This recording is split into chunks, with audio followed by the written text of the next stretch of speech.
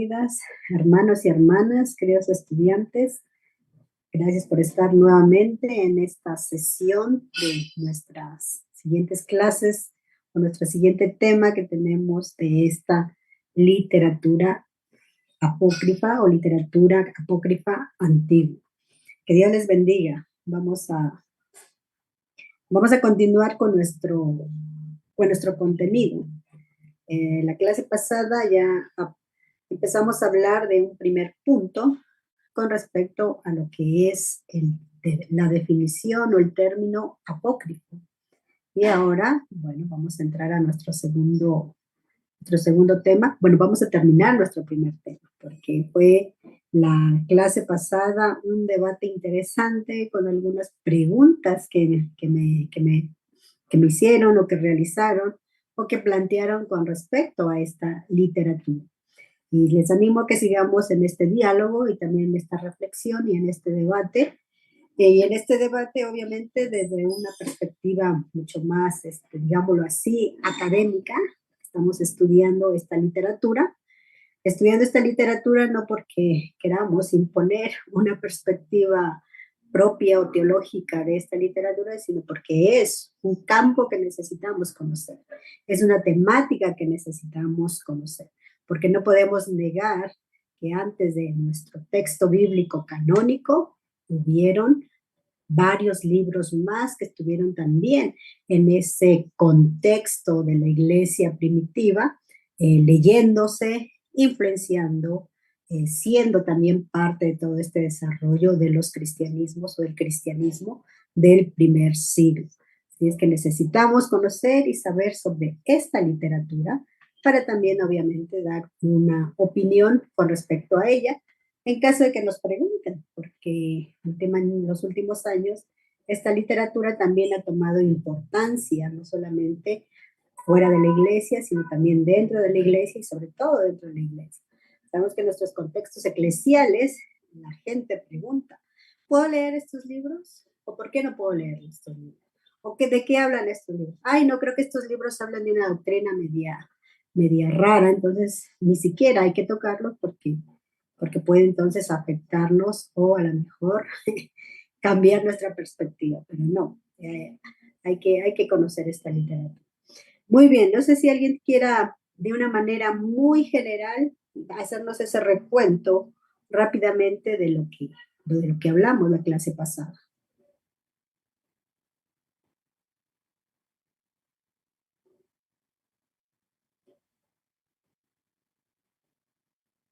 No sean Hola. tímidas. Sí. Dios le bendiga desde España, Zaragoza. Oh. Le quería hacer una pregunta de la clase que vimos ayer. Usted dijo que apócrifo significa oculto. Por lo tanto, también dijo que este libro convenía estudiarlos, estos libros, porque eran muy buenos teológicamente e históricamente. Usted dijo eso. Pero lo que yo no entiendo, que usted dijo que me lo iba a explicar, no sé, y no me lo llegó a explicar, ¿por qué estos libros los tenemos que estudiar si no son inspirados por el Espíritu Santo? Quería que me lo dijera ahora, porque la anterior clase me tuve que ir porque tengo reunión de iglesia y no quería faltar. Gracias. Sí, gracias, David. Sí recuerdo sus preguntas, pero discúlpeme si no recuerdo que dije son buenos teológicamente e históricamente. Sí. Es posible que lo haya dicho, pero no lo recuerdo. Pero cuando hablo de buenos teológicamente y buenos históricamente, si lo dije, es que es así, porque hay una teología. Son libros que tienen una teología centrada en Jesucristo, en Cristo, en la comunidad primitiva, con algunos aspectos de la fe que también tenía la comunidad primitiva, ¿sí? Las reuniones, el compartimiento del pan, la misión. Lo que sí no están enmarcados, es posible, en la teología ortodoxa, como se entendía y como entendemos nosotros en este tiempo. Es decir, por ejemplo, hay un evangelio específico de los apócrifos que habla de la vida terrena de Jesús con respecto a su juventud, con respecto a su infancia. Es decir, nos presenta a Jesucristo como ese niño normal, pero que ya tenía sus dotes divinos, que ya era un niño, obviamente, con ese poder divino, y que cuando se compartía con los amigos y los amigos le molestaban y a él no le gustaba, entonces lo que hacía es utilizar su poder divino para poder entonces castigar o que no le estén incomodando a este niño. Entonces, desde esa perspectiva en los evangelios no nos habla. Y para nosotros sería también, y obviamente también como lo dice en su evangelio, no sería creo que correcto.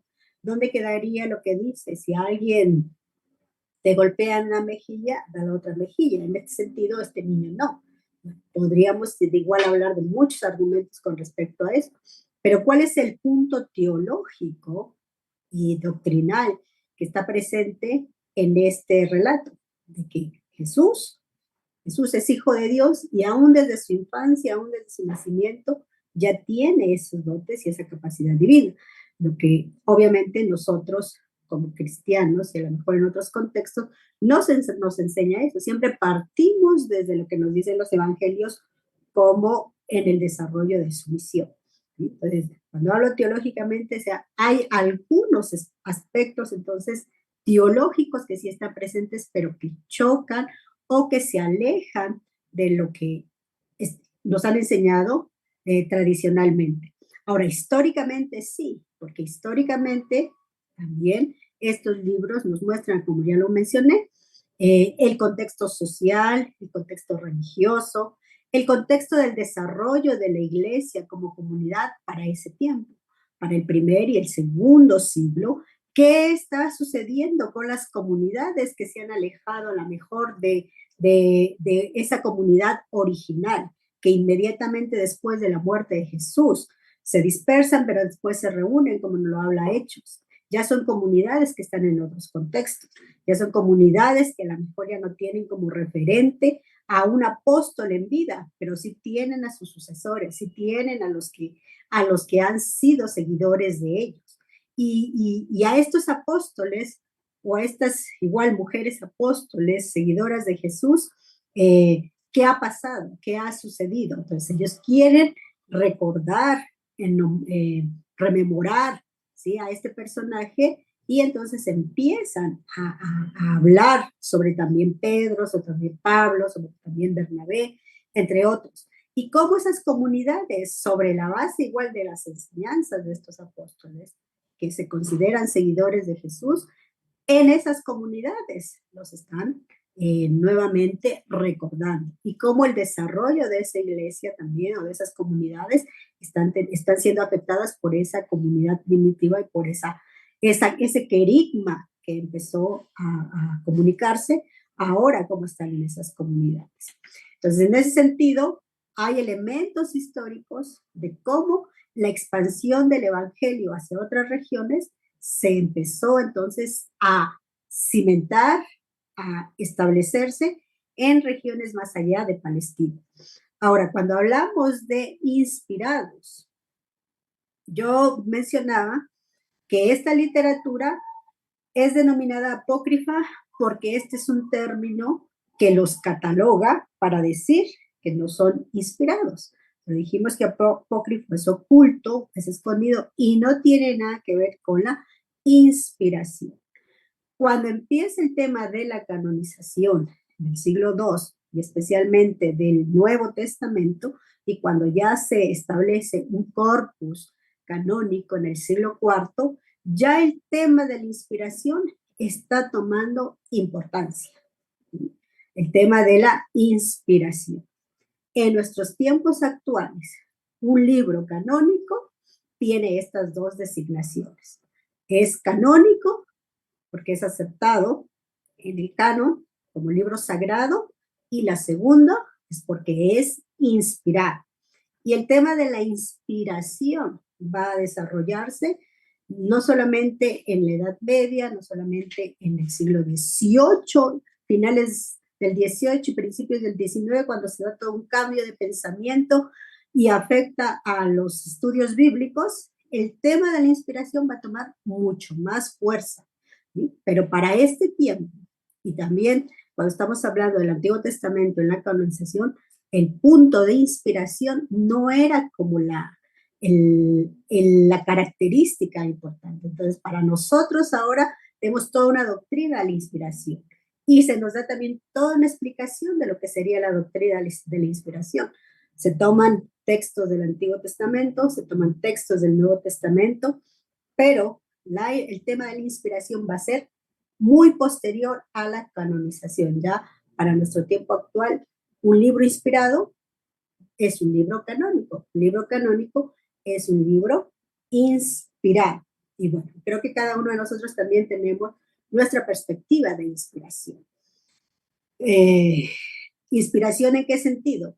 Eh, por ejemplo, estamos aquí en este curso de sociedades bíblicas. ¿Cuál es la función?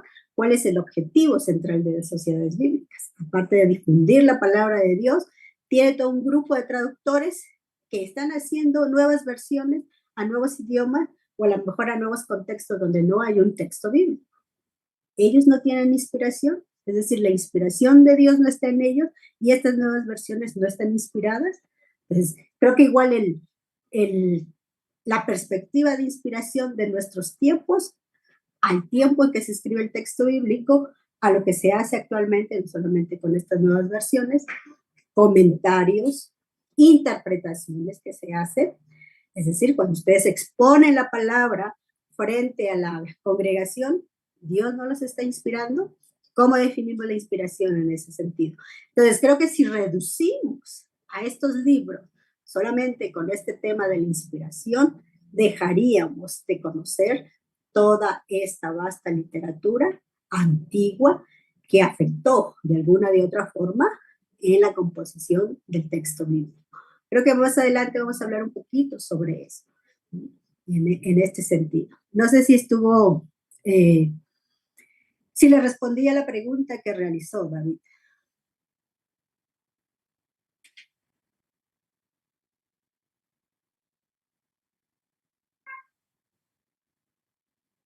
Fidel. Sí, buen día. Eh, Sí, hermana Fidel, buenos días. sí, buen día.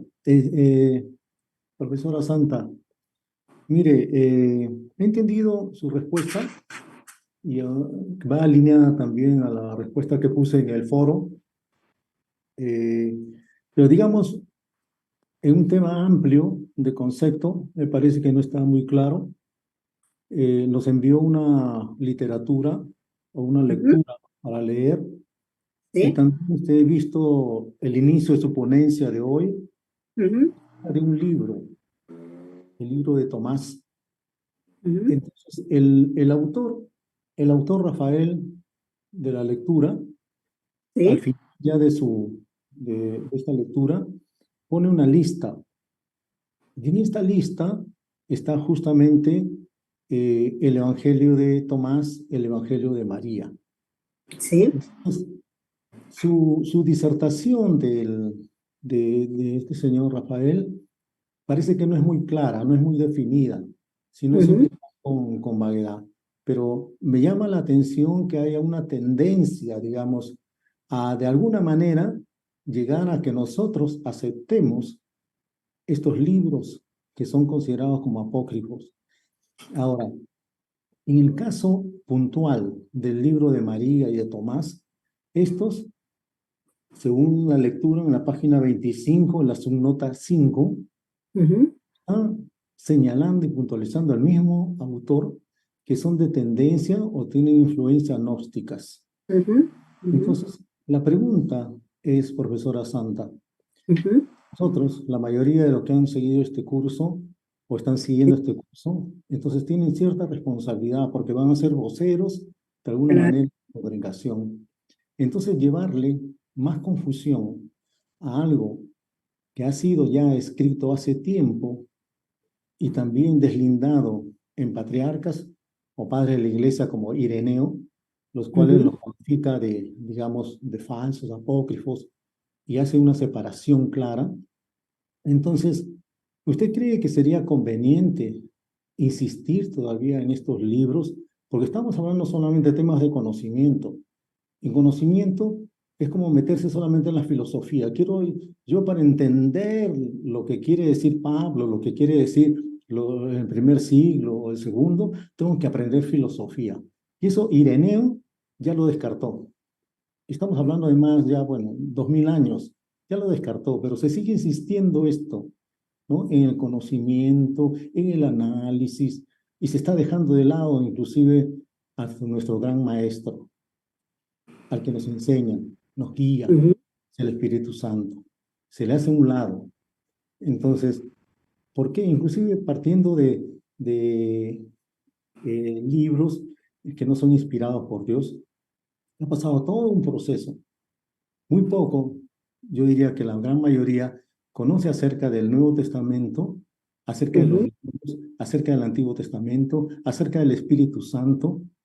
Ni siquiera algunos saben que tienen el Espíritu Santo habitando en ellos, cuál es su influencia. O sea, tenemos muchos temas dentro, dentro de lo que es, o sea, el ámbito de los creyentes, para querer explayarnos en estos temas e insistir en este tema de Tomás, en este tema de María, que es más que nada fue como un boom que fue en el 2006, que novelesco, en el cual se Ujú.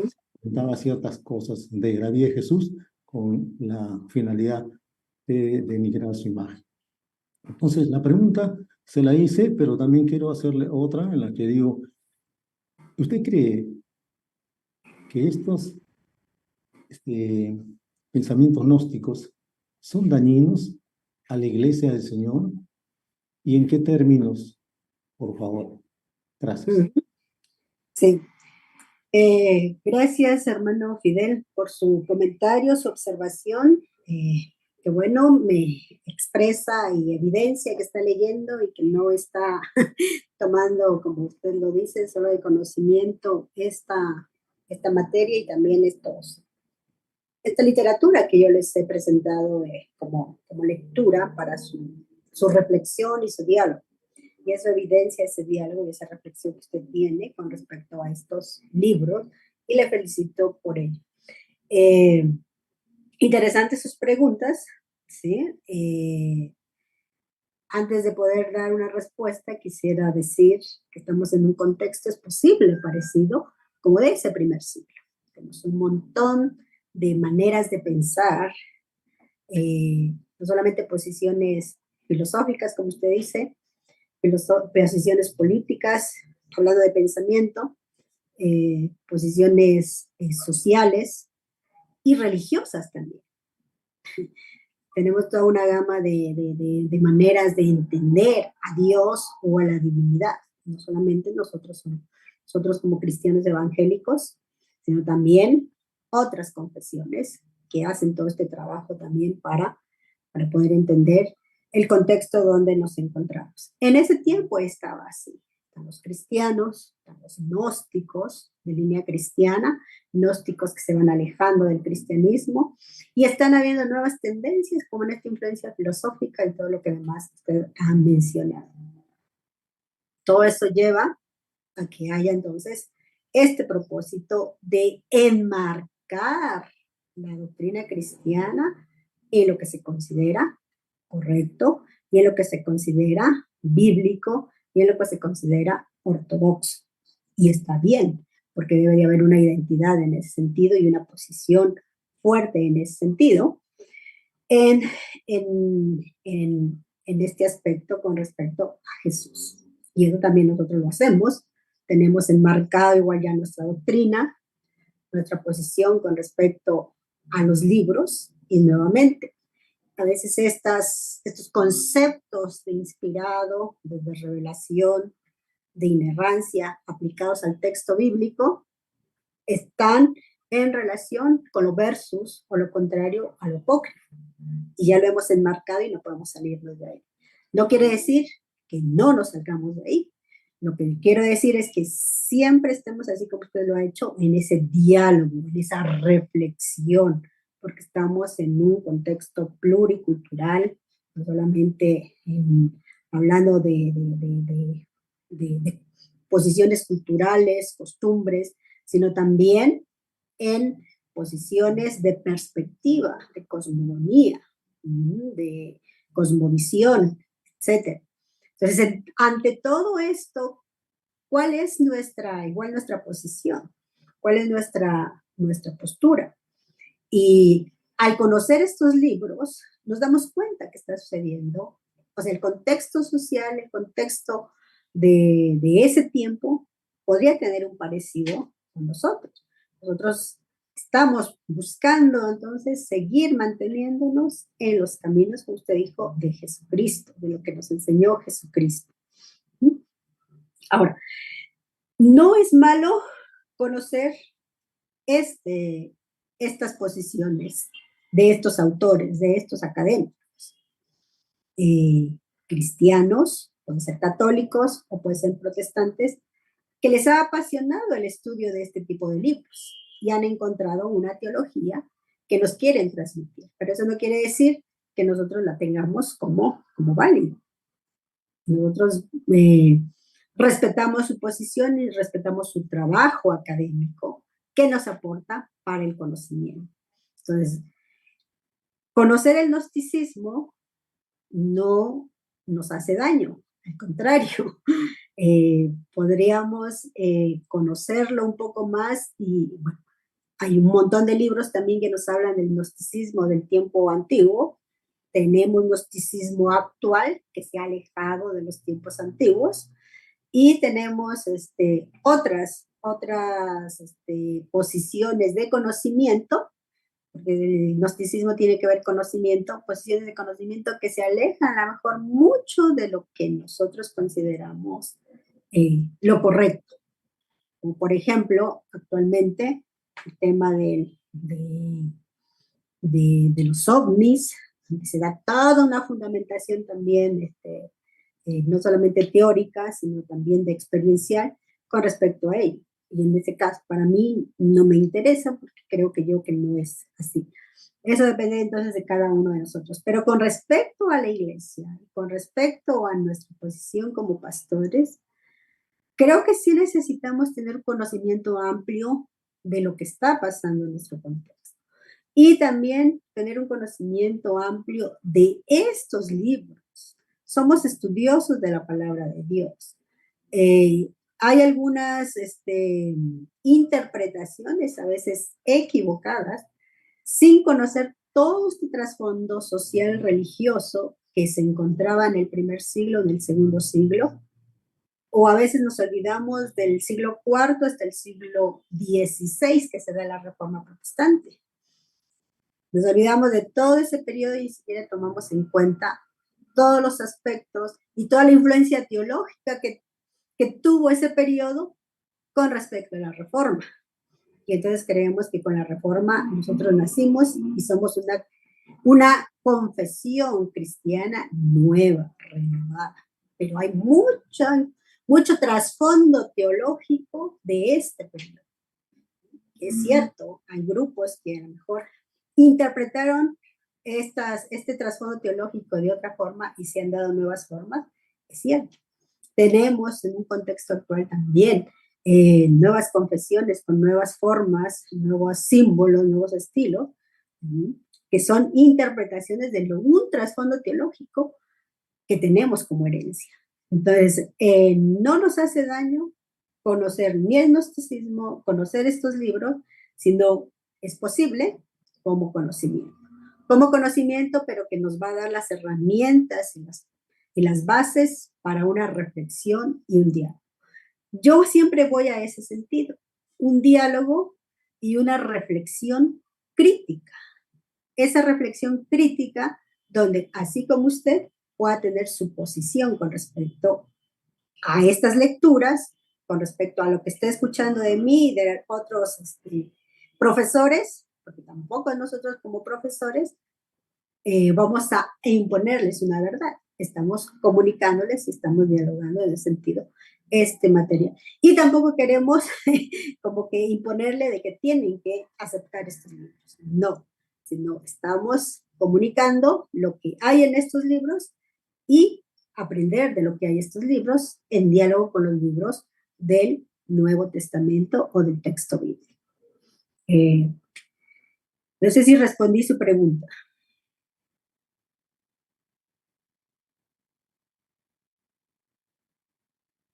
Entonces, el hermano David nuevamente. Vamos a darle ya el espacio al hermano David para seguir avanzando en el contenido, y si no, otra vez nos vamos a quedar en el primer punto. Mi pregunta es la siguiente. La vida Che, que es la vida de los cristianos en la iglesia primitiva, eh, hacen énfasis en la Trinidad, pero sin en cambio los judíos no creen en la Trinidad. Y yo estoy teniendo un debate muy amplio con ellos. Mi pregunta es la siguiente. Si los libros de los judíos, los Goshin, como dijo usted, no se conservaron y permanecieron la mayoría rotos, ¿cómo es que ellos no creen en el Mesías ni creen en la Trinidad? Gracias. ¿Cómo ellos creen en el Mesías y no creen en la Trinidad? No creen en el Mesías ni creen en la Trinidad, creen en el Yeshua, en el Jesucristo judío. Sí. David, usted trae también a colación otro tema, que igual, desde nuestra perspectiva cristiana occidental, Sí, la doctrina que hemos heredado es trinitaria y mesiánica. sí, El Antiguo Testamento debe decirle que no habla de eso. Se ha hecho todo un trabajo teológico trinitario con fundamento en el Antiguo Testamento, pero que si hacemos un análisis más considerando el contexto judío, no está la Trinidad exactamente. Lo que sí, ellos siguen esperando es ese Mesías prometido. En sí, cambio, en exacto. el Testamento, ya los cristianos entendieron que Jesús, ese Jesús que se habla en los evangelios, es el Mesías prometido en el Antiguo Testamento. Entonces, ahora, el tema de la Trinidad empieza a formularse, la formulación trinitaria empieza con los concilios, los sucesores de los apóstoles. Efectivamente. Ajá. En el siglo III, con el concilio de Nicea, 300 y Sí, tantos, 126 más o menos, y así sucesivamente. ¿Cuál es el propósito de los concilios? ¿Y cuál es el objetivo o la función de los padres? Seguir perpetuando esa fe en Jesucristo. Y los concilios van a ser esos espacios para ese debate con los que son considerados herejes, porque no están entendiendo la Trinidad como se entiende bíblicamente, no están entendiendo a Jesús como se entiende bíblicamente, no están entendiendo el texto bíblico como se entiende o como se interpreta bíblicamente, están hablando del pecado, del hombre, ¿sí? Como se entiende, y van a enmarcar ese entendimiento de Jesús, del pecado, del texto bíblico, de Cristo, con todas esas formulaciones filosóficas que dijo, o toda influencia de la filosofía que dijo nuestro hermano Fidel, y van a decir, o van a enmarcar, creemos en esto, y van a ponerlos, y eso es lo que nosotros hemos heredado.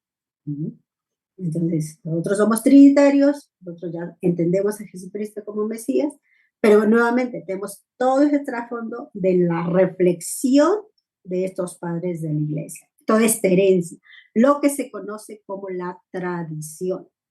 Pero esa tradición también, recuerden, que tuvo problemas en la Edad Media. La misma iglesia u otro contexto, u otro grupo, ¿sí? Otro grupo lo interpretó, lo entendió de forma diferente, por eso todo este conflicto. Lamentablemente creo que nuestro mundo a veces se maneja así. Un grupo de colegiados que a veces nosotros les damos la autoridad de leer e interpretar de la Biblia o los temas teológicos, y el pueblo que recibe todo eso. Pero estos espacios es para todos, para que no solamente le demos esa autoridad en cuanto a pensamiento, sino también nosotros podamos tener una opinión con respecto a el pueblo. Necesitamos conocer todo esto para, no es pecado desde mi punto de vista, cuestionar a la mejor a nuestra autoridad religiosa en cuando nos esté a la mejor enseñando cosas que no están en relación con lo que dice el texto bíblico o con el ejemplo de Jesús.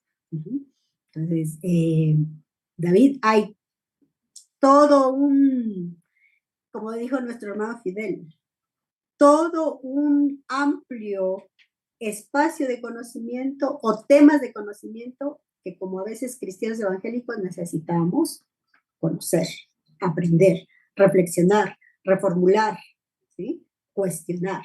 Cuestionar para encaminarlo de la manera correcta, no para destruirlo. Porque creen, igual es mi observación muy personal. Porque en América Latina se da la apertura a muchos grupos pequeñitos con una perspectiva teológica muy diferente a veces a las grandes denominaciones que obviamente han tenido toda una estructura y organización por mucho tiempo. Es en América Latina donde se da este espacio. No sé en España, no conozco, así es que no puedo hablar de ahí, pero yo sí puedo hablar de América Latina. Si vamos a una ciudad de América Latina, voy a poner nombres nombres ficticios para no ofender, ¿sí? La iglesia de Jesucristo que se reveló el día sábado, la iglesia del Mesías que viene mañana, la iglesia del Padre, tanto, ¿me entiende?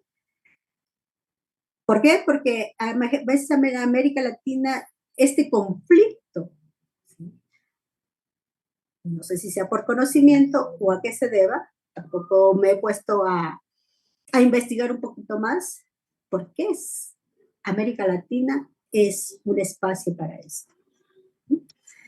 Ok, muy bien, sigamos adelante y ahora déjenme recordar en qué punto nos quedamos. Creo que ya hablamos de cuál era la finalidad de estos escritos, cuando hablamos de la literatura apócrifa antigua, que todo escrito persigue un fin, y esta literatura no era la excepción. Es una literatura que no es falsa en términos negativos, nuevamente, que no es espuria, sino más bien esta literatura ha tenido también un proceso histórico, un proceso literario, y debido a eso, esta literatura persigue algunos fines, como dijimos, algunas veces para reforzar la ley mosaica, incluyendo nuevas prescripciones legales propuestas no solamente por los rabinos, sino también va a ser propuestas por estos sucesores de los apóstoles. Y cuando hablamos del Nuevo Testamento, esta literatura es para satisfacer la curiosidad de los creyentes que querían saber más de la vida de Jesús. Es decir, los evangelios canónicos no describen muchos aspectos de la vida de Jesús, como ya lo mencioné, su infancia.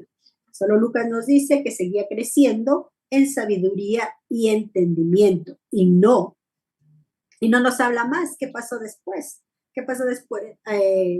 Se ha interpretado que cuando Lucas habla de ese aspecto de Jesús, serían más o menos a los 12 años. Pero ¿qué sucede de los 12 hasta la edad en que nos presentan los evangelios, que empieza a realizar su misión, su ministerio? En ese lapso de tiempo, ¿qué sucede? ¿Qué hace? ¿Dónde está? Y hay muchas opiniones con respecto a eso. Entonces, los libros apócrifos, o en este caso los evangelios, nos dan algunos datos de ese periodo. Esos vacíos que nos dejan los evangelios canónicos. Entonces, satisfacer la curiosidad de los creyentes que deseaban conocer más de la vida de Jesús, su familia, su infancia, sus viajes y todo lo demás. Y también satisfacer la curiosidad sobre la actividad de los apóstoles. Por ejemplo, en el Evangelio de Judas, que se nos ha quedado entonces ese mensaje de los evangelios que se ahorcó y nada más. Y es un personaje que tiene esa connotación de traicionero. ¿Por qué? Porque traiciona a Jesús. Se ha quedado esa idea negativa, traicionero, ambicioso, etc. Pero con su evangelio quiere entonces darnos a conocer que sí, posiblemente tenía esa actitud, pero hay un propósito. Y el evangelio trata de reivindicar entonces a Judas. sus viajes, sus doctrinas y también sus conversiones. Estos libros tratan entonces de mostrarnos, o sea, datos que no se encuentran en los evangelios canónicos. Entonces, estos serían algunos de los fines objetivos de estos libros, en especial los evangelios apócrifos, que creo que igual es los que nos causa un poquito mayor de inquietud cuando hablamos sobre ellos. Ahora, ¿cómo sabemos de toda esta literatura? ¿Cómo es que nos llega la visión de que existe esta literatura o de que está presente esta literatura? Pues tenemos varias fuentes que es de la literatura apócrifa, ¿sí? Varias fuentes de la literatura apócrifa. ¿Y cuáles son esas fuentes? Se denominan como testigos o como testimonios que van a confirmar esta literatura. Entonces, algunas fuentes que tenemos con respecto a esta literatura, considerando el corpus de los evangelios, vamos a mirar entonces que hay ya documentos antiguos o hay fragmentos antiguos que evidencian la existencia de esta literatura. ¿Cuál es el origen? No solamente de los libros canónicos, sino también de esta literatura. El origen es la tradición oral, que más adelante vamos a hablar un poquito sobre ello. La tradición oral va a contribuir en la producción de esta literatura y de estos textos. La tradición oral es esa forma o manera de mantener esa tradición que reciben no solamente los apóstoles, sino también los sucesores de los apóstoles. Tenemos los hechos o los acontecimientos, de Jesús, que estaríamos hablando del 27 o del 30. Y después vamos a mirar que estos acontecimientos, cuando muere Jesús, cuando resucita, los evangelios no se ponen por escrito en ese momento, sino posteriormente.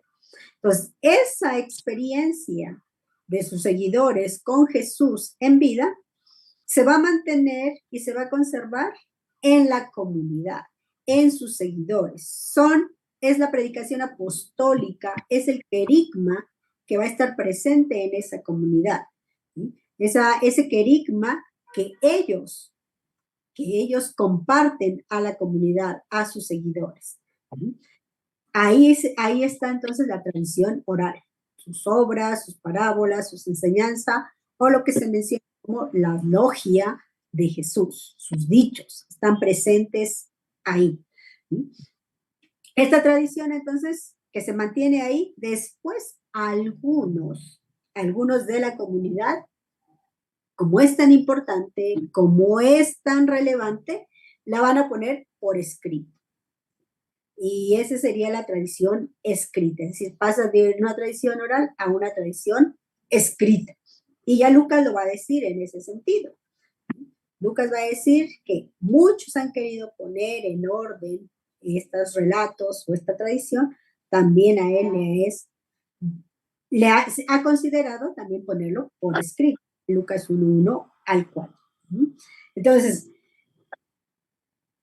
la evidencia y el proceso de estos escritos tiene que ver con la transmisión y con la reelaboración ya de los textos, que empieza entonces en finales del siglo I, mediados del siglo I, hasta el siglo III, que se data esta literatura que estamos mencionando, que son los evangelios apócrifos.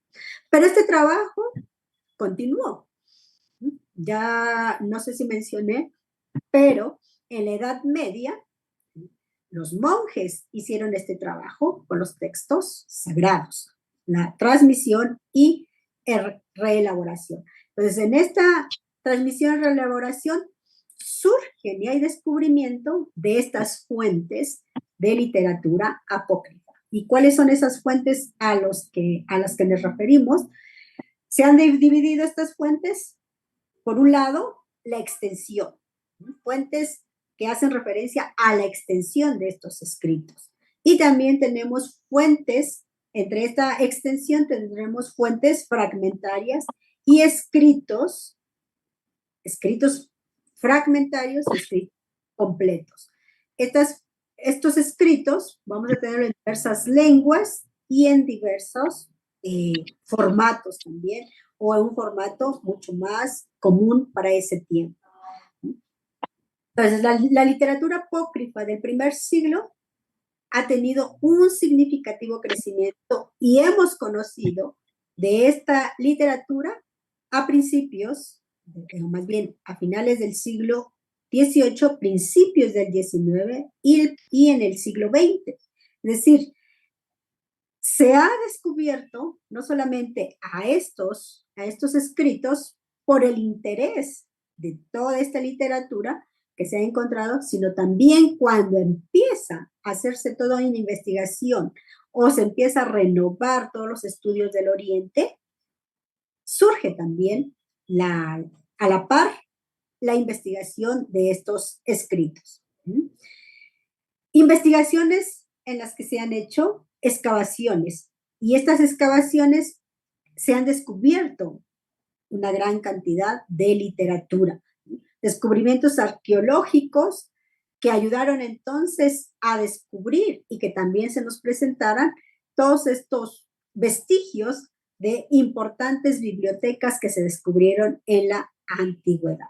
Es decir, tenemos toda esta evidencia por estos descubrimientos. Varios fragmentos y textos completos, como ya los dije, no solamente de distintos evangelios apócrifos que se han encontrado, sino otro tipo de literatura que también se ha encontrado en estos descubrimientos. Es decir, hay los vestigios de que esta literatura procede o data de este tiempo antiguo que hemos mencionado. Pero son los descubrimientos del siglo XIX y del siglo XX los que han ayudado a poder encontrar y hacer visible esta literatura que ahora estamos hablando. Estos investigadores y estos estudiosos de esta literatura han dividido entonces todos estos fragmentos o estas extensiones de literatura en diferentes nombres. Los agrapa o agrafa, que han encontrado y que ellos han denominado como los agrapa o agrafa, que son esas palabras aisladas de Jesús. Es decir, hay agrapa muy antigua que dan una evidencia de que son palabras o los dichos de Jesús. Y estas agrapa las encontramos en textos narrativos y también las encontramos en los textos canónicos, pero también en textos no canónicos. Otra designación que les han dado a lo que se ha estudiado son las logia y los agrapa, que ya mencioné. Las logias son palabras atribuidas a Jesús y que se encuentran en los escritos del Nuevo Testamento. Hay algunas evidencias en el texto del Nuevo Testamento también que se menciona como los logia. Los mismos padres de la iglesia también hacían referencia a estas logias. ¿Sí? Otros documentos que a lo mejor ya es más conocido para nosotros, como por ejemplo el famoso Códice Besae, famoso Códice Besae, que es esa tradición manuscrita del Nuevo Testamento y que se considera que era un códice utilizado en el contexto occidental, donde también hace referencia a algunas palabras de Jesús. Algunos documentos de los padres de la iglesia, como la carta de Clemente, la primera carta de Clemente, data del siglo I, también ya menciona algunas palabras de Jesús. Ya hace referencia a esa tradición oral, ¿sí?, con respecto a Jesús. ¿Sí? Recuerda las palabras de Jesús. Ya habla de esos dichos de Jesús también. Entonces, estas fuentes son las que nos ayudan a entender que ya hay un testimonio antiguo, o son testimonios que evidencian que esta literatura antigua ya existía. Después vamos a tener a los que ya conocemos, los famosos autores apologetas, o los padres de la iglesia apologetas de los siglos II y III, como Justino, como Orígenes, también ya hacen evidencia o hacen referencia de estas palabras de Jesús o de esta literatura que ellos realizan y incluyen en esta literatura palabras, dichos, ¿no? O la sagrapa de Jesús, como por ejemplo la estrómata también de Clemente de Alejandría. Ahí ya hace referencia a un dicho de Jesús, pero lo pone en parámetros o en entendimiento de él. No lo hace literalmente, sino hace toda una paráfrasis. Entonces, de tal manera que las diversas fuentes que testimonian esta literatura son diversas. No solamente es una, sino vamos a tener varias fuentes que testimonian esta literatura, ¿sí? Los grandes descubrimientos que mencionamos y que dijimos que ayudaron también para evidenciar esta literatura se realizaron en Egipto, más o menos en el año 1799. ¿Sí? Ahí no solamente, otra vez, salieron toda esta evidencia de esta literatura, sino también salieron otros descubrimientos arqueológicos. Es posible que hayamos escuchado la famosa inscripción de la piedra Rosetta. Es una inscripción que hace referencia al Antiguo Testamento. La piedra Rosetta en el delta del Nilo, y es una lengua en un idioma mucho más antiguo que el griego. Y también entonces ahí se encontraron toda una colección de literatura apócrifa o denominada evangelios apócrifos y que se conocen como los escritos de Nag Hammadi y que actualmente aún se sigue estudiando todos estos escritos porque no se ha terminado de su estudio y de su investigación. ¿Sí? Toda esta colección de escritos de Nag Hammadi y que también vamos a hacer referencia a ello. Que entonces, disculpen que no ponga si me pueden ayudar ustedes con el primer, creo me parece el primer PowerPoint, porque aquí solo tuve el segundo. El número 3, que es de la primera parte y que vamos ya a terminar para entrar a la segunda parte, es la literatura canónica versus la literatura apócrifa. Y aquí vamos a tener en cuenta entonces el tema del canon de una manera general. La literatura canónica versus la literatura apócrifa. ¿Sí? Ya hemos mencionado algunos aspectos que van a determinar qué es un libro canónico o qué es un texto canónico y qué es un libro apócrifo y qué es un texto apócrifo. Y como dijimos, perdón, el tema de la inspiración a veces está presente en este grupo de libros, sobre todo en los canónicos. Perdón. Canónico versus inspirado, inspirado versus canónico. Apócrifo, no inspirado, apócrifo, no canónico. Desde esta perspectiva, entonces, la distinción que se hace de los libros canónicos y apócrifos, como ya dijimos, se va a deber a diversos factores. Y dentro de esos factores, aquí hablaríamos del canon. ¿Sí? Entre ellos tenemos el tema del canon. Pero también el tema del canon tiene un proceso histórico. Hay una historia del canon. Y dentro de la historia del canon también se puede estudiar al canon, no solo desde la perspectiva histórica como lo conocemos, sino también social, también política y también religiosa. Cuando hablamos entonces del canon en nuestro contexto, por lo regular se considera desde el punto de vista dogmático y desde el punto de vista teológico, como es el que mencionamos. Porque canónico es igual a inspirado y sagrado. Entonces, a veces se reduce a esta perspectiva. Entonces, el tema del canon bíblico, para hacer esta referencia, esta distinción con la literatura que estamos hablando, va a ser un elemento destacado. ¿Sí? La historia del canon, no solo del Antiguo Testamento, sino también como del Nuevo Testamento. Pero cuando hablamos de que el canon tuvo una formación o tuvo un proceso histórico, vamos a mencionar en qué sentido. Por un lado tenemos el Antiguo Testamento, el canon del Antiguo Testamento. Recordemos que el canon del Antiguo Testamento no se realiza ni antes ni antes de Cristo, sino después de Cristo.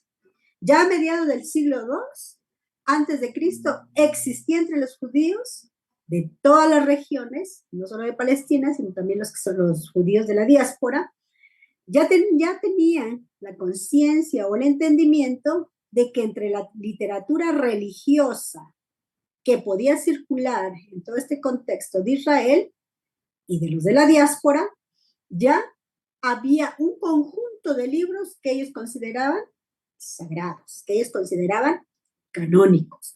Y si tenían esa conciencia de que eran sagrados, de que eran canónicos, también eran libros que no podían ser tocados por cualquier persona. Con todo este tema de los evangelios apócrifos o del estudio de los libros apócrifos, nos da esa perspectiva de que no solamente había esta colección de libros canónicos, sino también había colecciones muy antiguas de que no estaban dentro del canon, que estaban fuera del canon, ¿sí?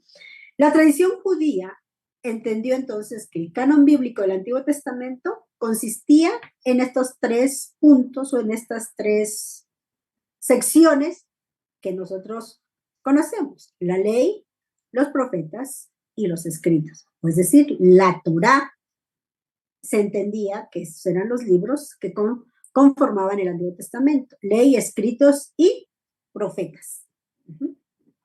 Pero en los escritos, no todos los escritos eran considerados canónicos todavía, cuando estamos hablando del siglo I o a principios del siglo I.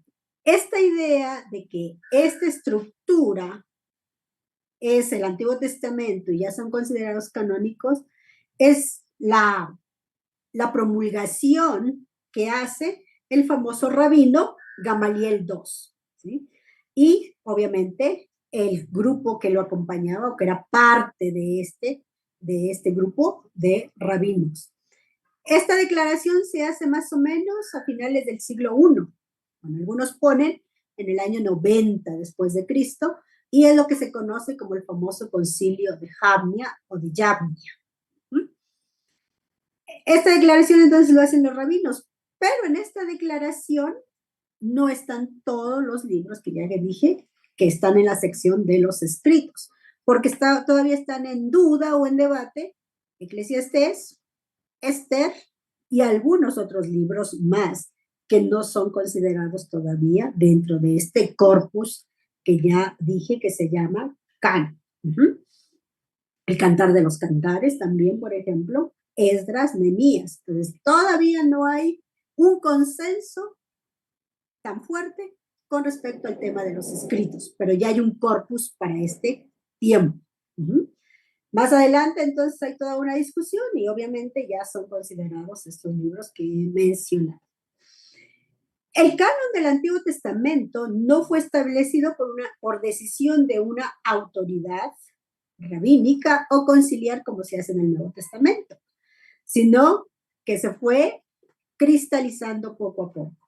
Es posible entonces que el tema del canon del Antiguo Testamento se hiciera por necesidades en las prácticas del culto en la sinagoga, es decir, los nuevos desafíos que presentaba el establecimiento de las sinagogas en diferentes lugares fuera de Palestina. Es decir, el templo tiene relevancia, pero ya no tanto como en las sinagogas donde los de la diáspora se reunían para leer y entender las escrituras.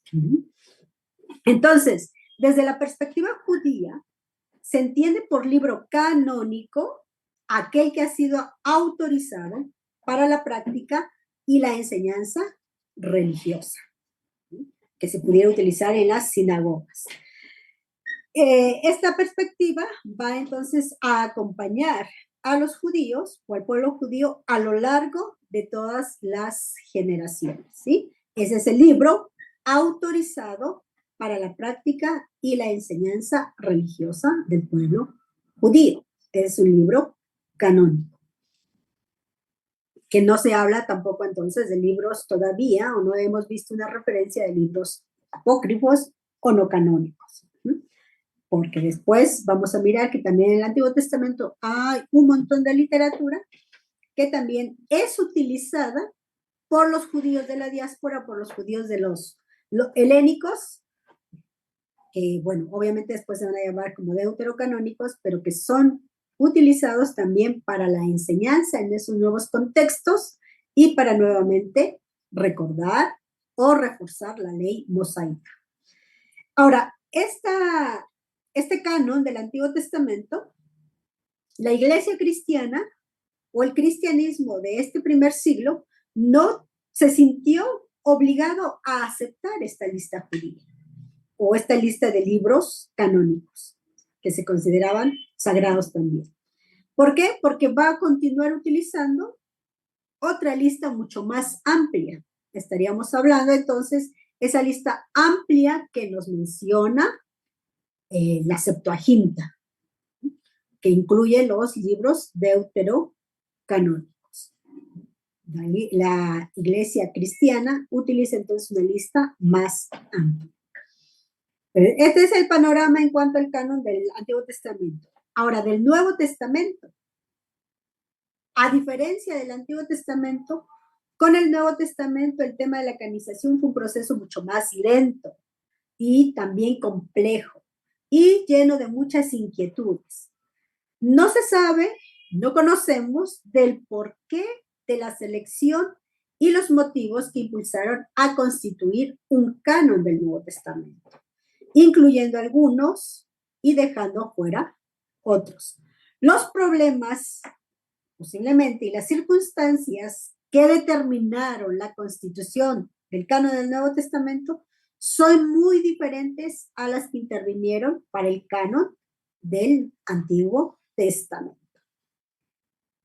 En el Nuevo Testamento es posible que el cristianismo tuvo que establecer, por el simple hecho de que junto allá a estos 4 evangelios que estaban circulando, existían otros más evangelios.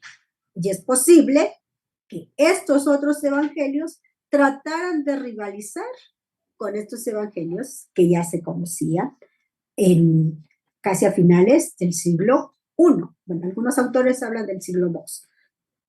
Entonces, ante esta variedad de literatura que circulaba, sobre todo lo de los evangelios, es posible entonces que el cristianismo se vio obligado a señalar esa distinción entre los evangelios canónicos y evangelios apócrifos. Pero recordemos que a finales del siglo I todavía no hay un canon del Nuevo Testamento. Apenas se ha establecido el corpus del Antiguo Testamento. En el siglo I no hay todavía un Nuevo Testamento como lo conocemos nosotros. Es a partir del siglo II que ya una institución religiosa cristiana se va apartando progresivamente del judaísmo y necesitaba entonces un texto sagrado.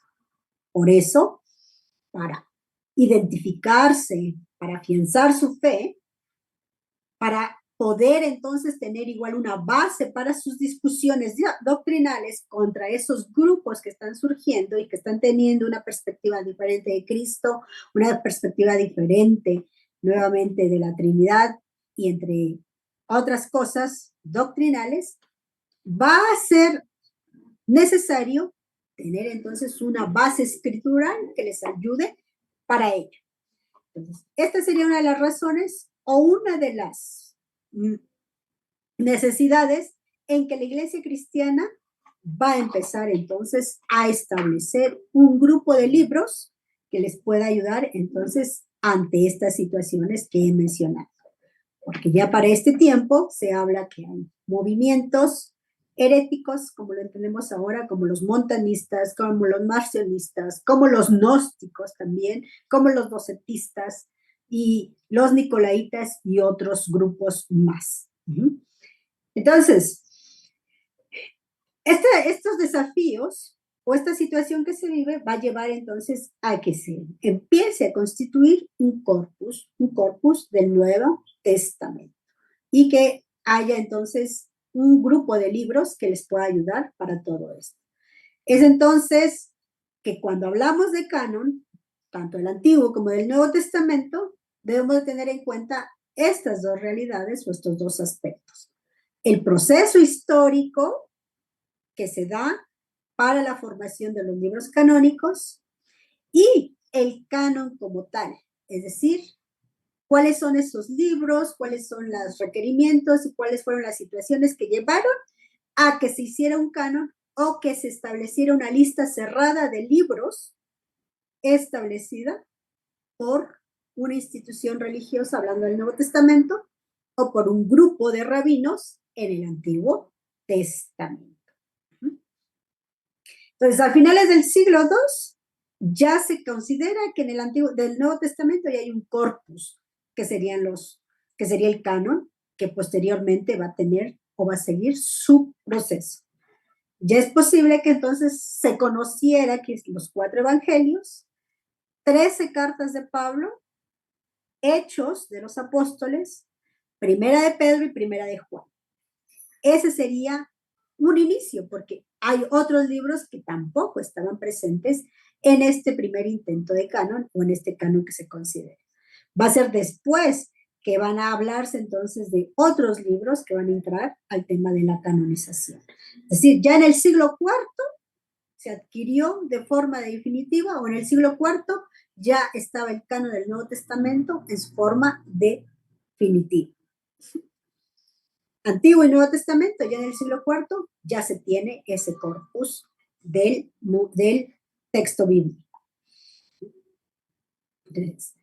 Pero hay circulando, o se sigue circulando, se sigue conociendo otros libros más. Siglo II, siglo III, donde están datados lo que conocemos como los libros apócrifos o la literatura apócrifa, en este caso de este tiempo. ¿Sí? Entonces, con este panorama terminamos este primer punto y ahora sí vamos al segundo punto. Antes de ir adelante, si tienen alguna pregunta o algún comentario, déjenme mirar aquí en el chat. Pienso que sí es importante saber cómo responde la Biblia en vez de poder explicar. Muy bien. El libro de Tobit es deuterocanónico, más parece un cuento que un relato real. Sí, cada uno, no solamente los libros del Antiguo Testamento, sino de los Nuevos Testamentos, según los investigadores y los estudiosos del texto bíblico, nos han clasificado a estos libros en un género literario específico. El libro de Tobit es un relato narrativo y obviamente habla de la experiencia de este hombre que es Tobit. Sí, ahora sí les voy a mostrar las diapositivas, perdón. Cristian, hermano Cristian.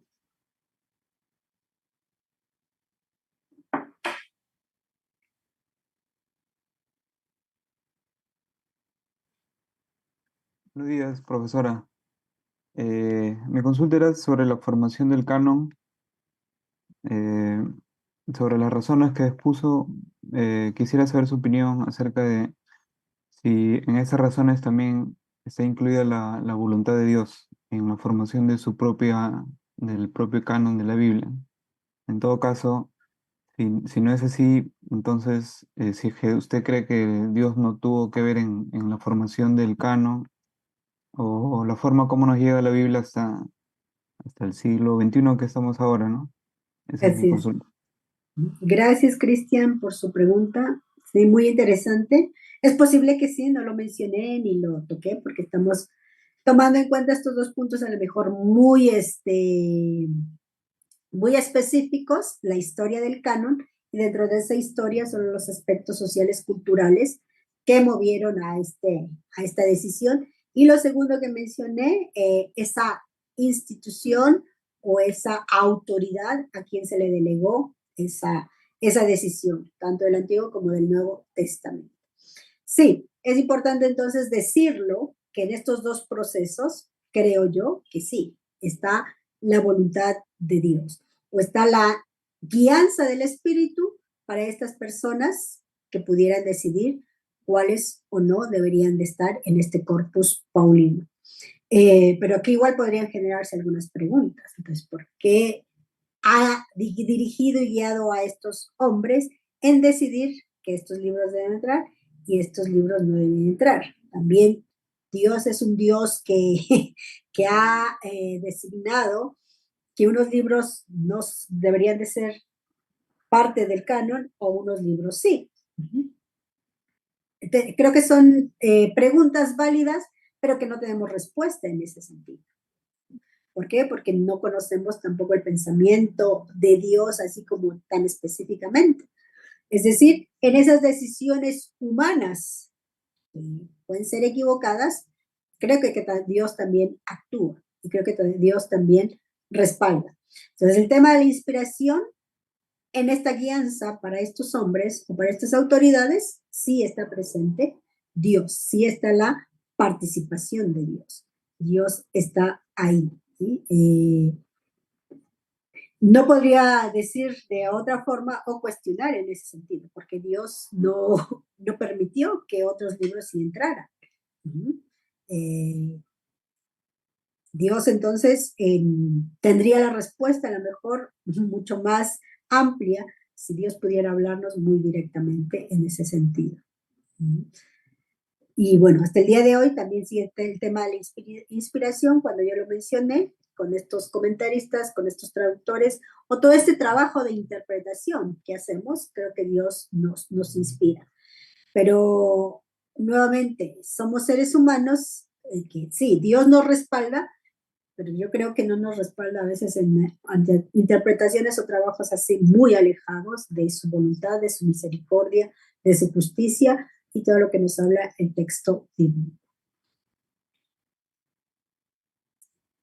Muy bien, vamos entonces, ¿alguien más? ¿Algún comentario? ¿Pregunta?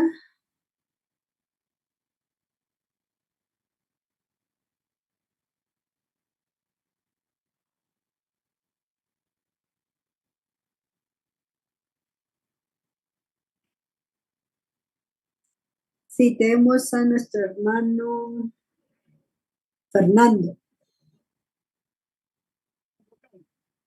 ¿Se me escucha bien? Sí, lo escuchamos.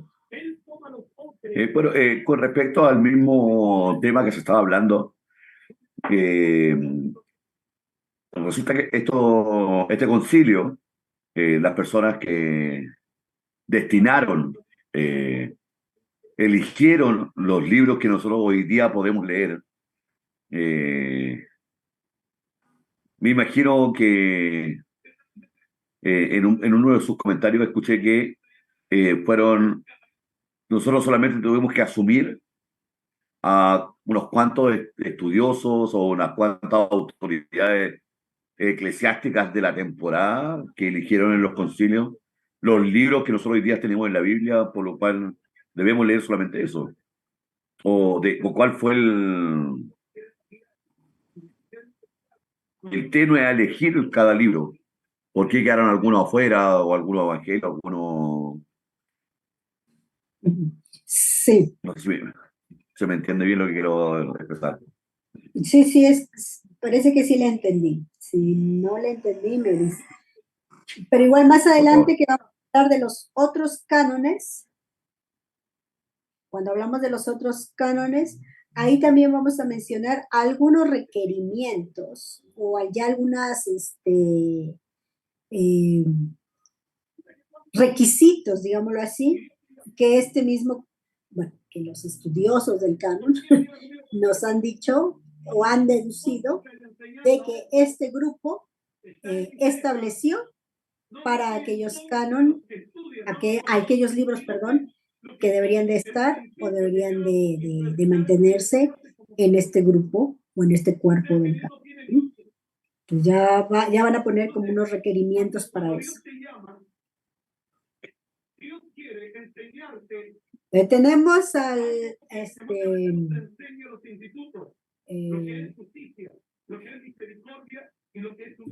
tenemos entonces nuestro punto número 2, de la tradición oral a la tradición escrita. Hemos hablado de las fuentes que evidencian o que dan testimonio de esta literatura, que ya mencionamos, no solo la literatura canónica, sino también la literatura apócrifa.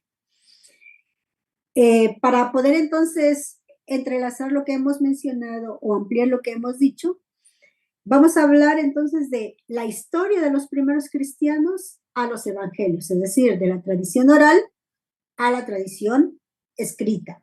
Entonces, hay un proceso también en la conformación o la formación de estos libros. Entonces, este gráfico nos muestra cómo es ese proceso que se dio, y dentro de este punto número, el gris, el cuadrito gris, y donde habla documentos y fuentes, es ese espacio donde nosotros nos vamos a ubicar. Los acontecimientos históricos se dan, es decir, la vida y obra de Jesús en la tierra. Ahí yo me he puesto del 30 al 33, que es a veces la fecha tradicional que nos muestran, pero habrá otros autores que pongan otra fecha. Son aproximaciones. Esos acontecimientos históricos, la predicación, la enseñanza, los milagros de Jesús en la tierra, se dan entonces en ese periodo. Su muerte, resurrección, que se vive también, su semana de pasión o el tiempo de pasión. Bueno, el texto bíblico, los evangelios en especial, nos hablan. Lucas, por ejemplo, nos dice que le dice a sus discípulos, a sus seguidores, no se vayan de Jerusalén, esperen la promesa, porque así como me voy, regresaré.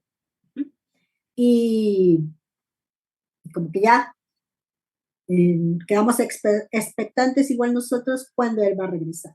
Inmediatamente entonces Lucas escribe, o tendríamos que leer el libro de los Hechos para entender qué sucede después de esto.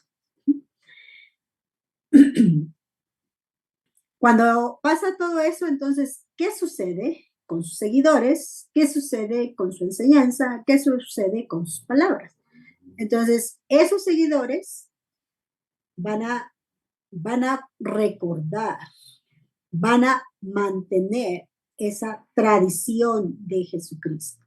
Y se conoce como la predicación oral o la predicación apostólica o la tradición oral, que más o menos estaríamos hablando 33, 45, o algunos van un poquito más lejos del 40 al 50, más o menos. Aquí en esta predicación oral es la comunidad que en varios contextos va a mantener esta tradición, en este caso, de Jesús. Como mencioné, dentro de esta comunidad va a haber algunos que van a considerar que esta predicación o esta tradición oral no debe de quedar solo en la oralidad. Hay que poner por escrito, hay que conservarlos por escrito. Y empieza entonces toda una tradición escrita, que igual en la investigación bíblica es en este contexto donde se hablan de las famosas opiniones o hipótesis o teorías en la formación de los evangelios. Es decir, hay fuentes que van a ayudar a los evangelios, en este caso los sinópticos, que les va a hacer esa base en común para poner por escrito sus evangelios. Y es por eso que tenemos un contenido en común, pero también un contenido divergente. Es decir, en este cuadrito amarillo o en ese periodo estaría entonces la famosa tradición escrita, y los estudiosos darían la pauta para hablar sobre las famosas teorías de formación de los evangelios. Dos fuentes, un evangelio primitivo, o también una genealogía en cuanto a los evangelios. documentos y fuentes, tradición escrita, más o menos en el 45 al 60.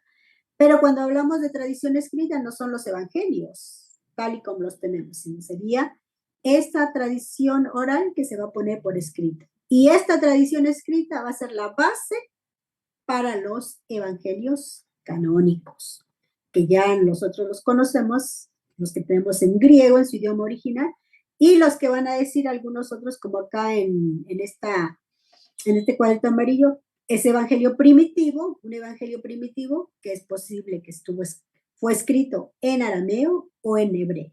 Y ahí estaríamos hablando del 60 al 95. En este periodo de tiempo, también entonces estaría ubicada lo que conocemos como la literatura cristiana antigua, es decir, no solo los evangelios canónicos, sino también toda esa literatura que está en relación con los evangelios o con el Nuevo Testamento. Y por último, de 100 en adelante, empiezan las versiones y traducciones a diversas lenguas o en diversos contextos. Entonces, esta es la tradición o el proceso en la formación del texto, sobre todo de los evangelios. Cuando hablamos entonces de los acontecimientos históricos y nos ubicamos con Jesús, Jesús comparte o enseña mediante parábolas, historias de sabiduría,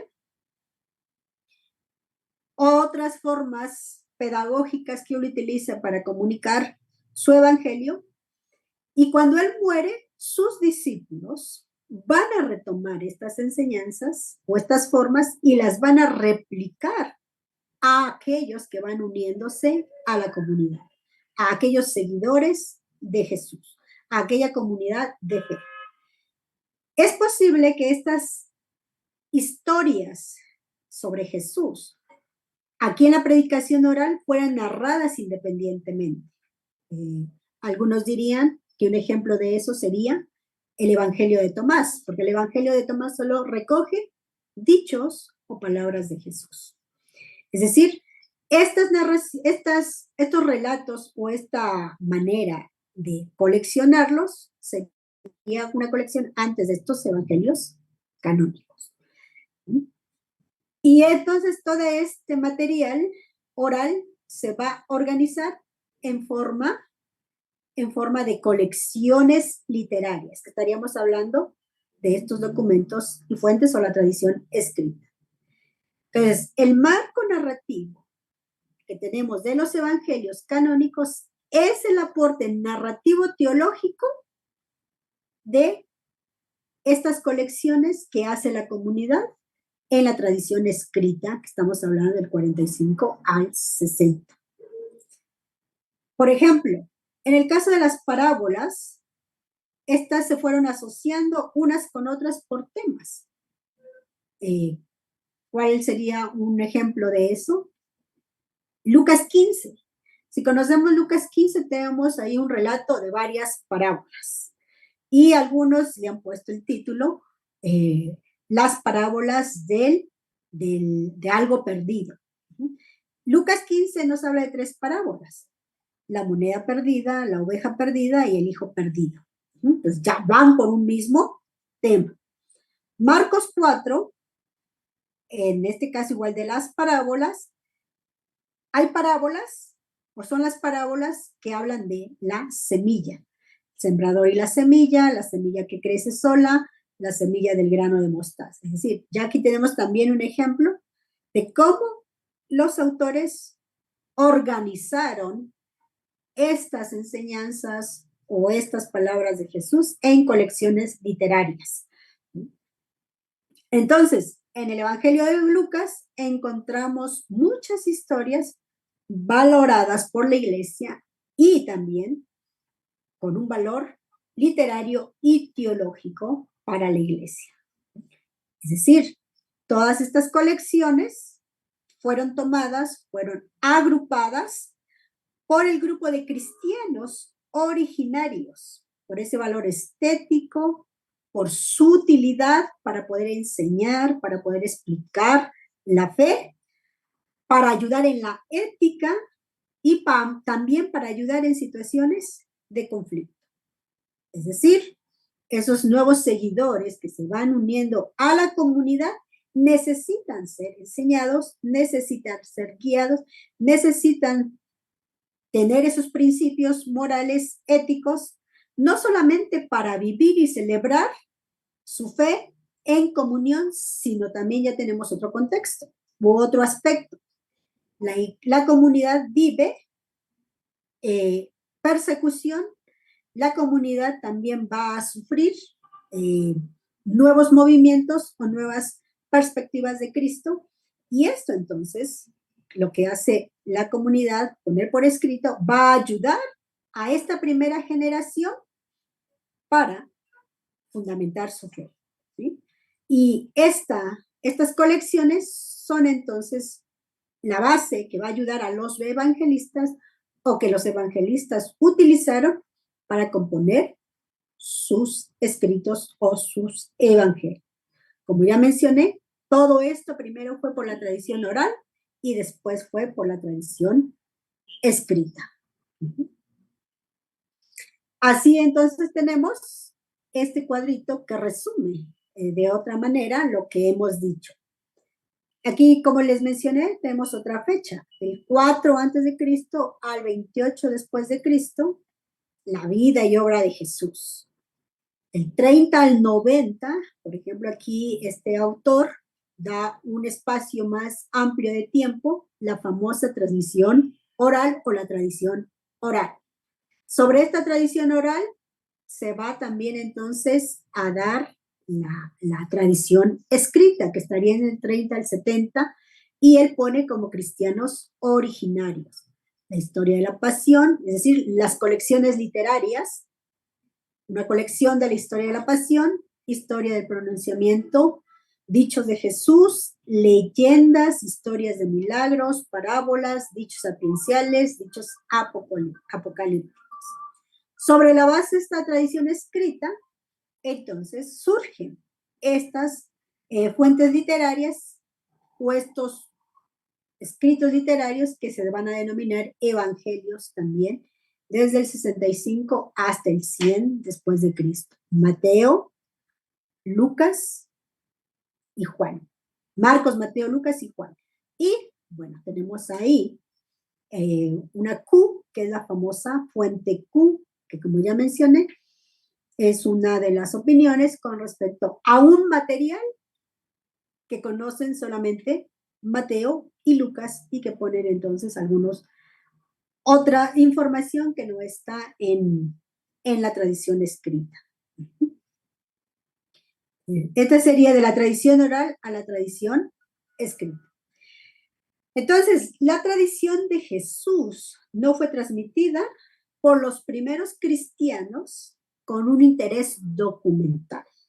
Es decir, no escribieron porque querían registrar lo que sucedió. Como ya mencioné, esos nuevos seguidores que se van añadiendo a la comunidad necesitan ser guiados, enseñados en la fe, sino más bien el propósito de esta tradición escrita es con el fin de responder a las necesidades de la enseñanza, de la proclamación, esa proclamación misionera, esa celebración litúrgica o de codificación ética de las primeras comunidades cristianas. Los estudiosos hablan entonces que este material evangélico o esta transmisión oral se va a transmitir en algunos ambientes. ¿Qué ambientes? El misional.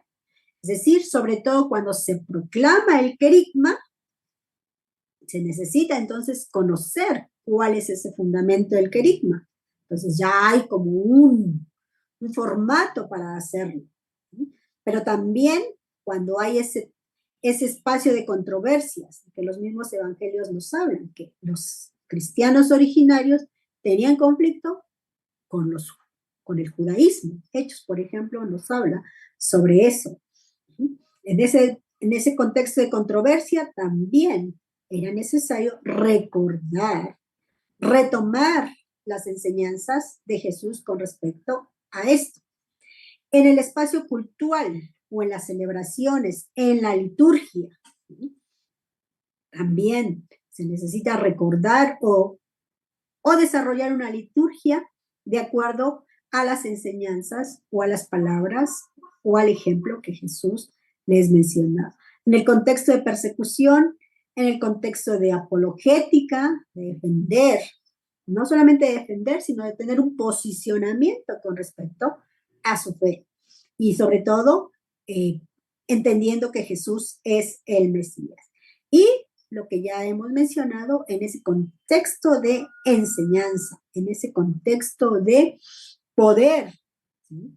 Dar un fortalecimiento a su fe y a su práctica, no solamente a la comunidad que está, sino a los nuevos seguidores o a las personas que se están uniendo a la comunidad. Entonces, la tradición oral a la tradición escrita. En este proceso de cambio de tradición oral a la tradición escrita, se dan algunos aspectos sociales y religiosos, ¿sí? Es decir, este cambio del oral a lo escrito. Cuando los apóstoles empiezan a escribir, cuando hablamos de los apóstoles de esa comunidad originaria, o algunos que no eran apóstoles, escriben estos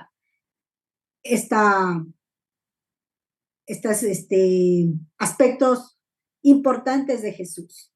Entonces, es posible que las tradiciones de Jesús se pusieran por escrito en fecha muy temprana, lo cual dio pie a estas colecciones diversas que mencionamos, todas estas que están aquí, historia de la pasión, historia del pronunciamiento, etc. Este autor pone el 30 al 70, entonces fue inmediatamente después de la muerte de Jesús. La fuente Q que está mencionada ahí, que ya les dije, es un relato primitivo. Los estudiosos dicen que es un relato primitivo que habla de la pasión y que pudieron recibir en forma escrita más o menos en el año 50 en Palestina. Esta fuente solo la conocieron o solo la utilizaron Mateo y Lucas. Entonces, ¿cuáles son esos factores sociales que llevan entonces a todo este trabajo de tradición escrita o de este paso de tradición oral a tradición escrita? El judaísmo y el cristianismo son un fenómeno religioso peculiar por su vinculación a textos escritos. Ya los primeros cristianos citan y hacen referencia continuamente al Antiguo Testamento o a las escrituras del judaísmo o a las escrituras judías.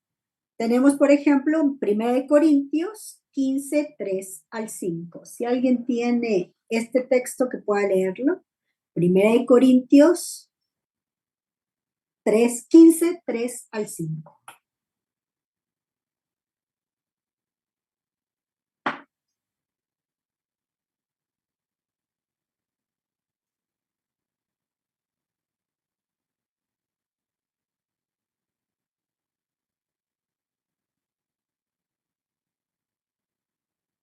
¿Alguien puede leerlo? 1 Corintios 15, 3 al 5.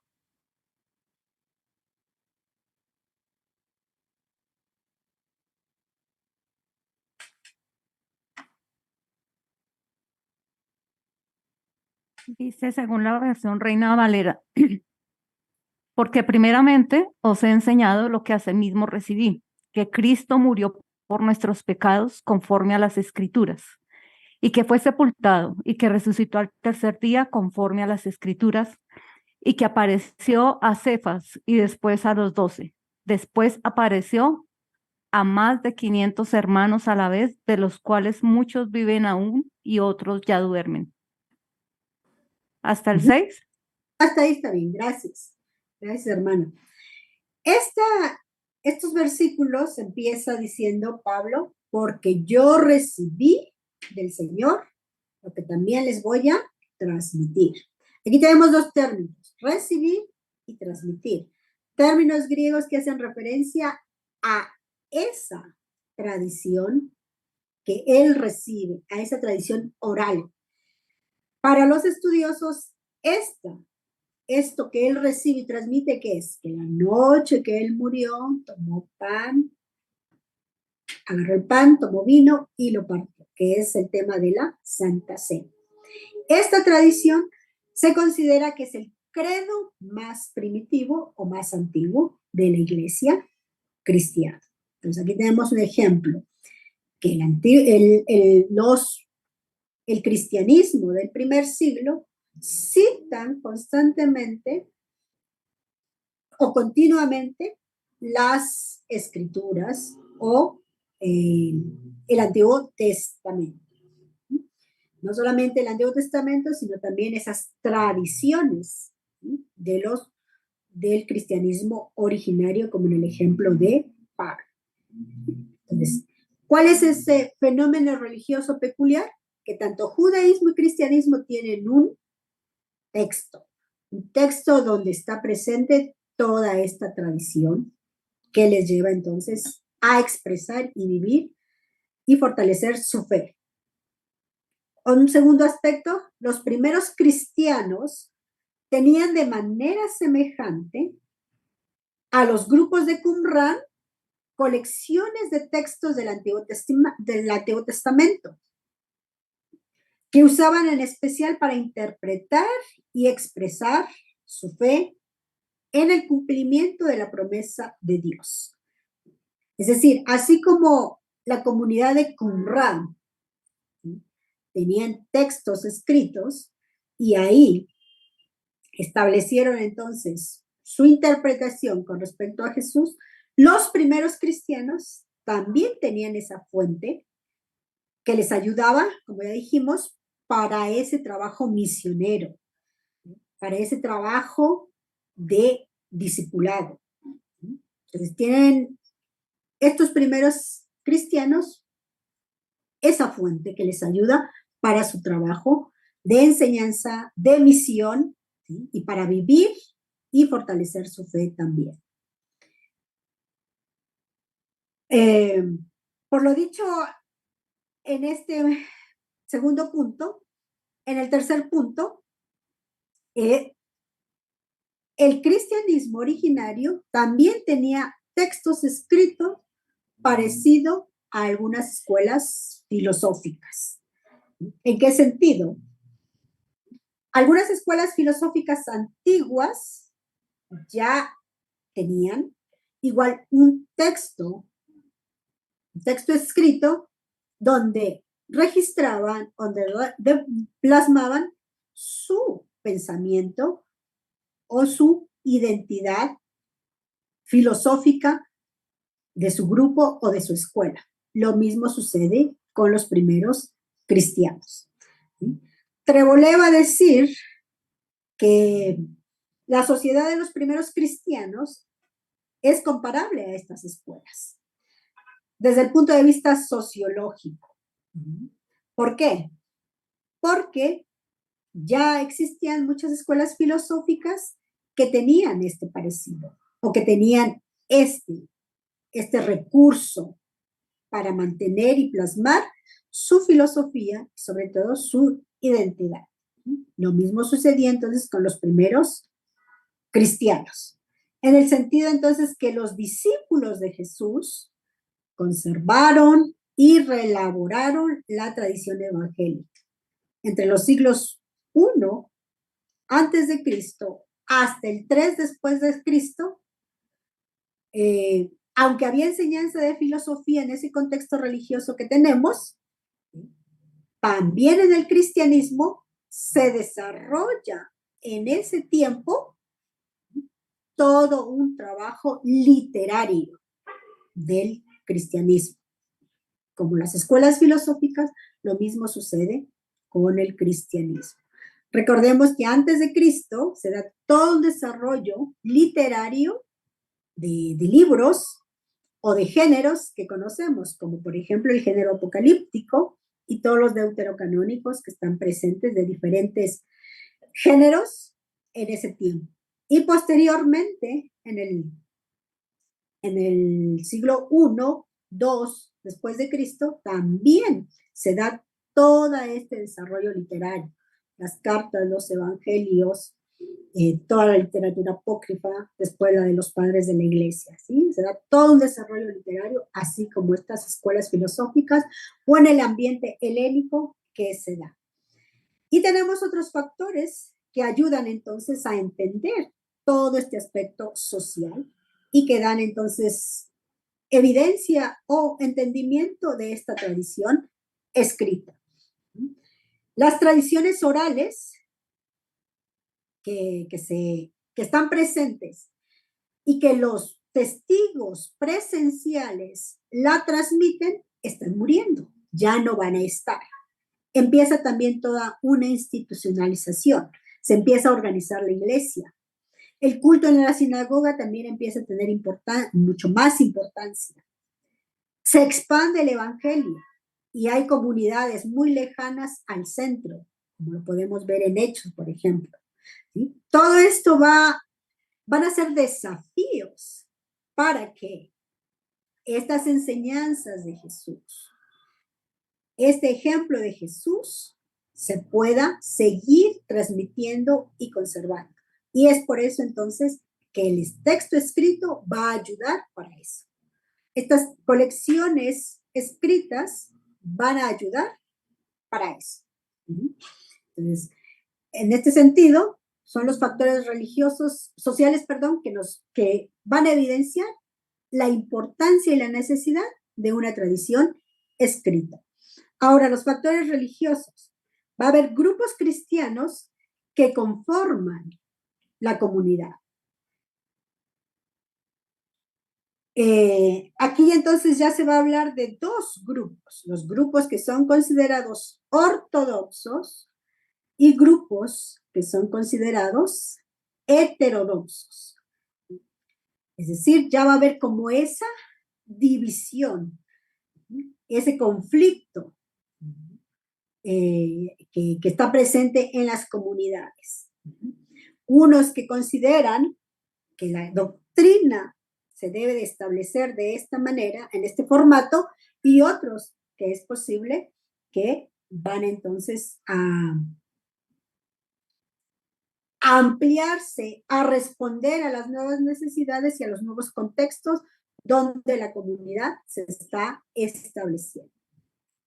Va a haber escritores cristianos que van a desarrollar nuevos aspectos de la teología.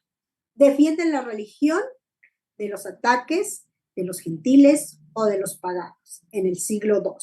Entonces, esos factores religiosos que llevan a que la tradición escrita vaya a tener su relevancia. Vamos a mirar que ya va a haber división en la iglesia, disensiones. Ya en las cartas de Juan nos hablan de eso, pero más adelante, periodos posteriores, va a haber como más fuerte estas disensiones. Cristianismos judaizantes, grupos gnósticos, movimientos de la renovación de la iglesia, ¿sí? Marcionitas, por ejemplo, la gnosis judía, la gnosis helenizada, es decir, va a haber grupos gnósticos con perspectivas diferentes. Lo que es en común, el conocimiento, pero sus formulaciones en ese conocimiento va a ser diferente. Va a haber esos grupos de renovación de la iglesia, como por ejemplo, donde la mujer debe de participar, donde tal apóstol debe ser el líder, con perspectivas diferentes. Entonces vamos a tener una gran cantidad de grupos que van a estar afectando, digámoslo así, la comunidad y la doctrina bíblica de la iglesia. Todo esto lleva a que la tradición escrita, lo establecido, obviamente por los apóstoles, el querigma, puede entonces ser esa base para poder responder a todas estas situaciones, tanto sociales como religiosas, que se están presentando o que están presentes ahí. Entonces, esta es la situación que está presente en ese contexto y que lleva entonces a esta transición de lo oral a lo escrito. De lo oral a lo escrito. Entonces, al final del siglo II, no es que desaparezca la tradición oral, sino más bien se va a considerar una oralidad secundaria. Todavía se sigue comunicando de una manera oral, ¿sí? A la par se transmite las tradiciones orales, pero también los textos escritos. Está lo oral plasmado en lo escrito, se vuelve a leer lo escrito y se vuelve a hacer una explicación de lo escrito. Entonces, hay esa conjugación. Entonces, en este tiempo, la etapa que se vive o que vive la comunidad es que la tradición oral va a ceder a la tradición escrita.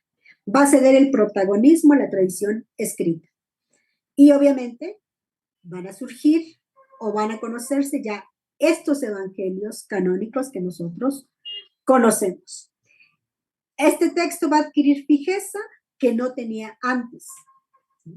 Y obviamente, cuando ya están estos 4 evangelios, ya no se va a permitir, ¿sí?, que haya reelaboraciones de este texto posteriores. Es por eso que es posible que estos evangelios apócrifos, como no estaban respondiendo a esto que se ha elaborado sobre la base de la tradición oral, se empiece entonces a desvirtuar, a lo mejor con otros aspectos o con otros elementos. Muy bien. Dice, la fuente Q no existe, es una supuesta fuente que habrían consultado matemáticas, solo es una suposición. Así es cierto. Los estudiosos, nuevamente yo dije, para dar respuesta a algún material que está presente en los evangelios, pero que no tienen otros evangelios, los estudiosos han dicho que es una fuente Q, donde había este material y sobre todo de la pasión, los relatos de la pasión. Porque si hacemos un análisis comparativo de los evangelios canónicos, no solamente de la pasión, sino de algunos relatos más, vamos a mirar que hay algo en común. ¿Qué es lo común? El relato de la pasión. ¿Pero qué es lo divergente? ¿Cómo lo presenta Mateo? ¿Cómo lo presenta Lucas? ¿Cómo lo presenta Marcos? ¿Y cómo lo presenta Juan? Algunos dicen que son las mujeres que después van al sepulcro.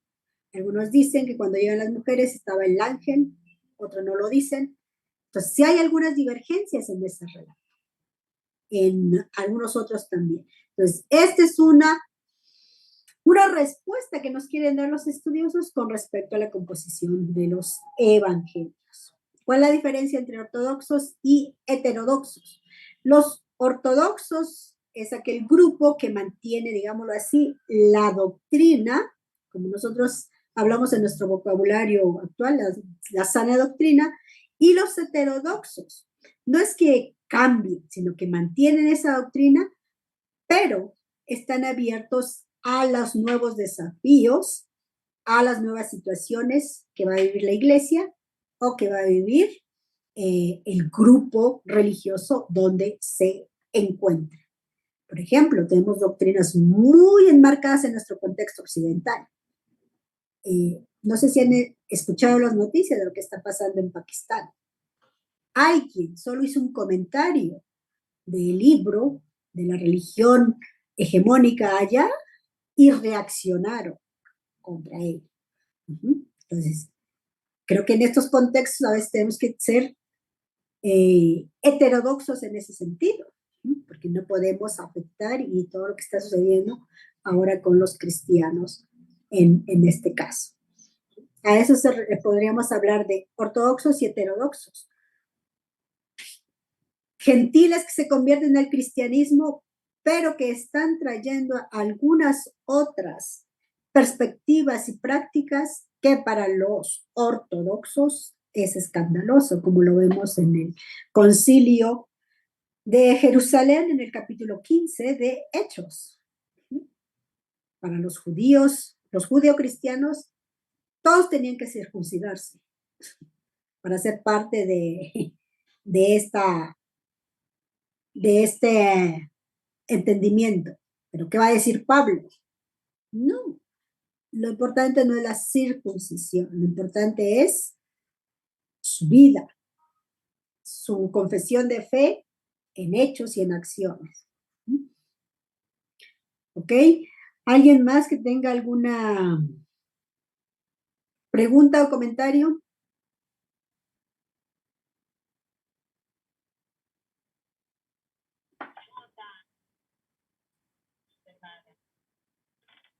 Cuando Pablo le dice a Timoteo, toda la escritura es inspirada por Dios, ¿se puede tener luces a qué escritura se estaba refiriendo? ¿Al Antiguo Testamento, a la Torá, los escritos? Gracias. Sí. Otra vez, para este tiempo, para el tiempo de Pablo, el Antiguo Testamento no estaba canonizado. Se conocía del Antiguo Testamento. Podríamos decir o deducir por lo que hablan los evangelios, que el texto más conocido, los textos que hacen más referencia al Antiguo Testamento, son los profetas y el Pentateuco, porque Pedro, en su discurso después del bautismo del Espíritu Santo, se levanta y hace todo un recuento de cómo Dios los libera del éxodo. Padre de Abraham, etcétera, etcétera. Es decir, se conocía el Pentateuco, la ley, los profetas. Aunque algunos evidencian que en los evangelios se habla de la ley, los profetas y los escritos. Pero de acuerdo a lo que nos hablan los textos evangélicos, sería profetas y Pentateuco. Cuando Pablo, que estamos hablando de Timoteo, y esta carta se escribe aproximadamente en el 65, pondrían algunos, ¿sí? Para ese tiempo se está estabilizando o se están terminando los evangelios de escribir o empiezan a escribirse los evangelios. Algunos hablan, algunos autores son fechas exactas. El primero en escribirse es Marcos, en el 62. Después el que se escribe va a ser Mateo, después Lucas, y a ellos los datan entre el 65 y el 68, algunos ponen más tiempo. Juan todavía no está. Unas cartas de Pablo, no todas las cartas tampoco. Apocalipsis tampoco se encuentra, algunas cartas universales tampoco. Entonces, ante estos datos históricos, nosotros podríamos tener a lo mejor ya una opinión con respecto a lo que significa inspirado. ¿Será que Pablo está defendiendo sus escritos nada más? ¿O será que también está incluyendo los evangelios? Nuestras interpretaciones actuales dan a entender que es toda la escritura.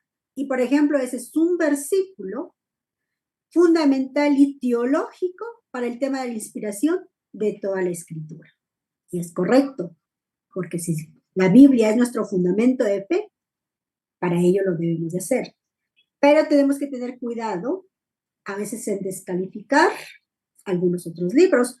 ¿Por qué? Porque nuevamente, para el siglo I, apenas el Antiguo Testamento se está canonizando. ¿Qué dijimos? Es en el año 90. Y no todos los libros del Antiguo Testamento están dentro de ese canon. Después se incluyeron Cantares, Eclesiásticos y otros más. Entonces, sí, es un fundamento bíblico, teológico sobre todo, que puede ayudarnos para este tema de la inspiración. Recordemos que la teología sistemática, ese es su objetivo, y que surge posteriormente. La teología sistemática es sistematizar los conceptos doctrinales del cristianismo, el pecado, la Biblia, la salvación, la Trinidad, etc. Y pone fundamento bíblico, pero textos bíblicos, más no una teología bíblica como tal. Okay. Hermano Fidel. Sí, hermana. Mire, en cuanto a la tradición, usted habla, o sea, es en la parte de oral, a la escrita, y cuando habla de Pablo, inclusive, pone el ejemplo, ¿no? De que como lo recibí, o sea, podemos llegar quizás a una equivocación en que Pablo recibe información, o sea, de personas antes que la información de Dios. Entonces, ¿por qué digo esto? Porque en Corintios, 1 Corintios 7:40, Pablo dice, yo también tengo el Espíritu del Señor. Y en la disertación que usted acaba de presentar, o sea, no hay ningún momento, no hay ningún lugar al Espíritu de Dios. Cuando usted dice, Pablo menciona que sí, yo lo recibí, debemos recordar que Pablo, o sea, es un erudito en el Antiguo Testamento, educado a los pies de Gamaliel. Entonces, y muy celoso también, muy celoso de las Escrituras. Su profesor, su maestro, su guía, fue Jesús.